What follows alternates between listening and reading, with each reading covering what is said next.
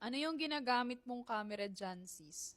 Before natin sagutin yung question ni Kay, hi, my name is Bibidesk and I make content for my weekly free dive sessions. Kung gusto nyo yung mapanood, pumunta lang kayo sa profile ko, nakapin na yan.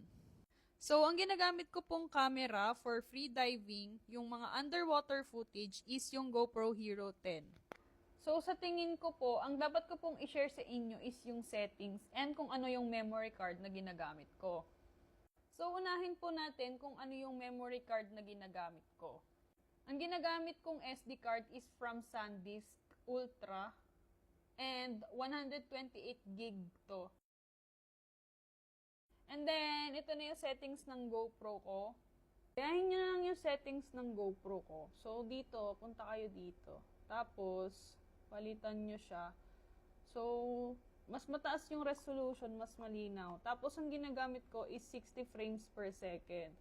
Mas okay na mas mataas yan. Pero for me, okay na yung 60. Hindi naman ako parang umaaura. Okay na yan for the purpose that I do. Pero, ideally, mas mataas yung resolution, mas mataas yung frame rate, mas okay. Ayan. Tapos, pag kunwari, gusto nyong smooth yan pag in-slow down nyo, taasan nyo pa.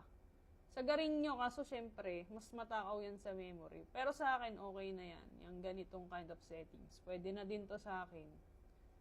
So, for the vlog, yan yung ginagamit ko. Maalin lang dyan. 4K at 2.7K. Yan yung settings ko sa GoPro Hero 10 ko. So, kung nakatulong yung settings na to sa inyo, hit the save button and then i-follow nyo na ako kung gusto nyo pa ng more tips about free diving. Bye!